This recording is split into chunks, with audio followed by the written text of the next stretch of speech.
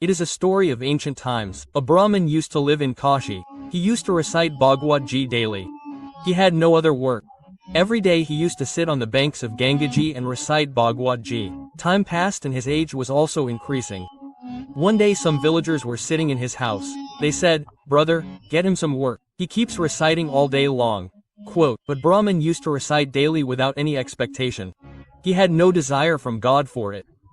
One day his uncle said, "Get him married. He does nothing while doing it. When his wife comes home, he will come to his senses." Quote, after a few days, his family members got him married.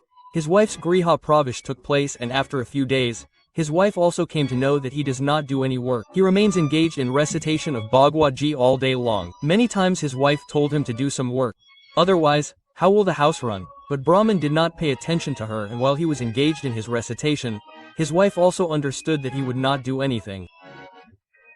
A very beautiful thing is written in the scriptures that if there is a problem in the house and if the wife herself gives up, then forgive me, even Brahma cannot save you. In times of trouble, the house is saved by the power of the woman of the house. This is said in the scriptures and Vedas. One day the wife of a Brahmin thought that if this continues, then when our lineage increases, it will become difficult to run the house. The wife came to the Brahmin god and said, "If you permit, I will do something." The Brahmin god said, "Goddess, whatever you like." She knew how to cook good food. So she took work from 3-4 houses, and every day she would go to their house and cook good food there, and the money she would earn from that would run the house of the Brahmin. The Brahmin god thought, now it has become even better. Now there's nothing else to do, just keep engaged in Bhagavad. Single quote. In due course of time, they had 2 children. The household was running well. After some time, some saints came to Kashi, but they had come at a very good time. A saint asked a person there, "Devotee, we are 510 idols. They are interested in getting food. If there is any Vaishnav family here, please tell." Then a passerby told them to go there. There lives a Brahmin who is devoted to service and studies scriptures. You should go to him. He will serve the prasad. The saint reached their house. At that time the Brahmin god was engrossed in his studies. His wife had fed everyone and had washed the utensils. At that time the saints arrived. The saint said, "Daughter, we are 10 idols. We are going from Ayodhya to Prayagraj. Kashi is in between. Someone told that your house is of a Vaishnav. I am very hungry. Feed the prasad to Thakurji and then distribute the prasad to us." The Brahmin woman was very happy that today a saint has come to her house. Immediately she went to her kitchen. There was not enough material to feed everyone. She quickly went to her kitchen and started looking for some of her jewelry so that she could bring some and feed the prasad to the saints. But she did not have so much money that she could feed all those Brahmin gods. Brahmins have a nature. If one gets a donation, one has the right to take it, but not to ask for it. This is the self-respect of a Brahmin. His wife sometimes goes to the kitchen and sometimes to the room and sits alone and thinks, what should I do? There was no material in the house with which she could feed them. Looking here and there again and again, the saints understood that we have come at the wrong time. All the saints stood up from their places and told the daughter that, "Daughter, we have to go to Prayagraj.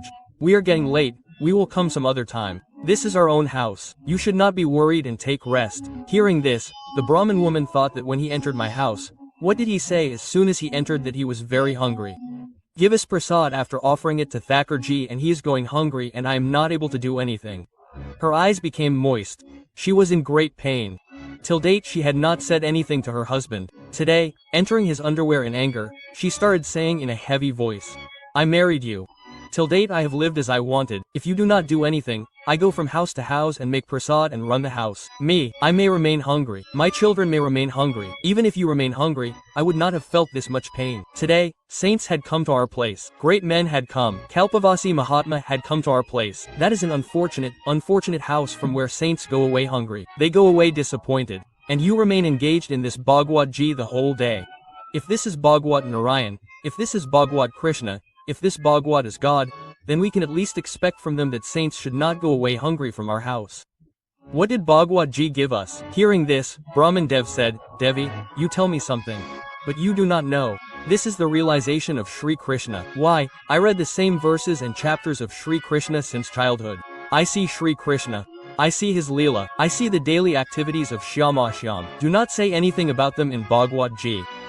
The Brahmin woman got even more angry and picked up her book and threw it in her lap and said, "Listen, pick this up and get out of here.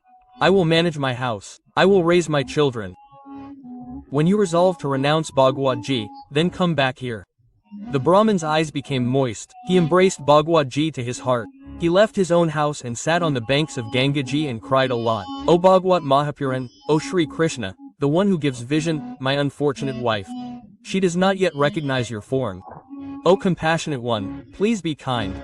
Even if I tell her, she will never study and will never listen to the story from me. O Lord, please be kind once. Then something happened which no one had imagined. A 10-year-old small boy wearing kadula on his feet and a beautiful dhoti and 2 necklaces around his neck and a safa tied on his head, a dark and handsome Thakurji appeared in Kashi. Here the Brahmin god was crying sitting on the banks of Ganga, and Thakurji carrying a basket on his head started towards his house. Standing at his door, he knocked on the door of his house. The Brahmin woman came and opened the door. Thakurji was standing in front. How could she know who this was? She thought that this is a beautiful child of a mother. She asked, who are you? Where are your parents? And where are you roaming around with such a heavy basket? The basket was covered with a cloth. Thakurji gestured with one of his hands. So you are dumb. Thakurji gestured. Yes, then why have you come here? Thakurji gestured again. Give me something to write so that I can tell you. The Brahmini went to get a pen and paper. Thakurji kept the basket and sat there and started writing with a beautiful pen and folded it properly and gave it to the Brahmini and turned back and went away.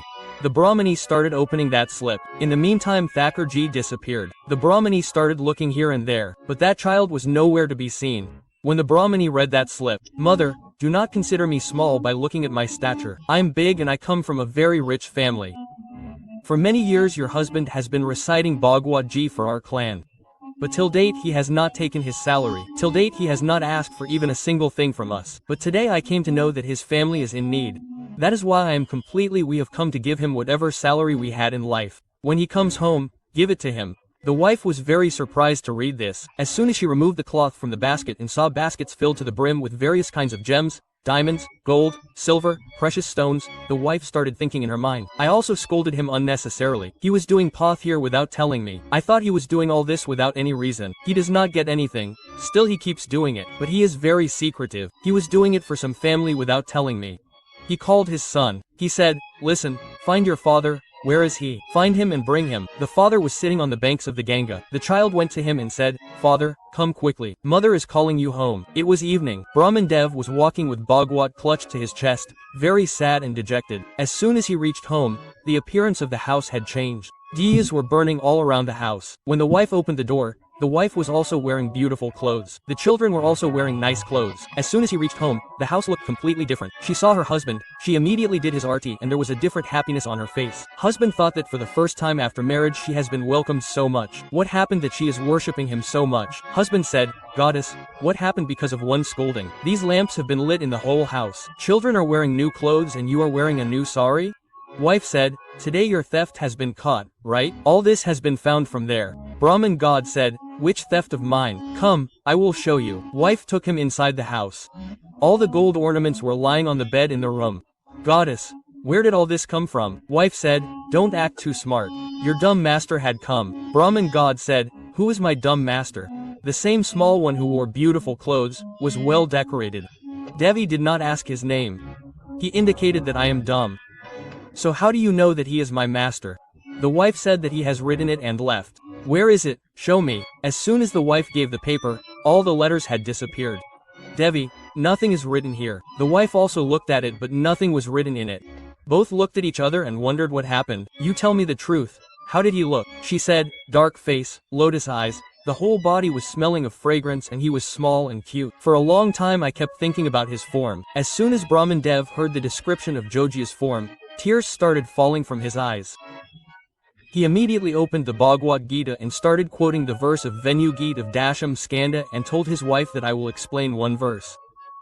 Tell me, was his form like this? Parpidam Natwar Parnayo Karnakar Vabadwas Kanak Kapisham Vijanti Chamala Randran Veno Radha Sudaya Porayan Gop Vrindaranyam Svapadmanam Pravashad Geetkirti. He wore an earring in one ear and an oleander flower in the other ear. The Brahmini said yes, He had an oleander flower in one ear. He had 2 gold garlands and a Vaijayanti garland around his neck. Yes, he had a Vaijayanti garland around his neck. The yellow cloth was so shiny that it seemed as if even the sun would be ashamed. Yes, it was exactly like that. Looking at his eyes, it seemed as if we might get lost in his eyes. She said yes, such was his form. The Brahmin fell at his feet. Devi, he was none other. The vision of Yogeshwar Sri Krishna had come.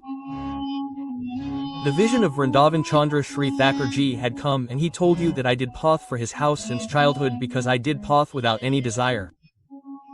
I did not have any wish. Service without any desire is loved by Thakurji everywhere. He himself came to pay the price of my lifelong path. As per the wages one does, God pays him accordingly. This was that moment. Brahmin Dev's wife surrendered her whole life to God and went to his shelter. Bhagwat is not a grant, it is not a book. It is not a book and neither is it a saying. We have not found any word higher than Purana. Bhagwat Katha is Lord Shri Krishna. You may not see that feeling in the idol of Shri Krishna, but you will see the feeling in Bhagwat Ji because every word in it is Shri Krishna. If you like this story, then definitely write Bhagwat Mahapuran Ki Jai with a true heart and do not forget to subscribe to the channel to listen to such Leelas of Lord Shri Krishna. Thank you.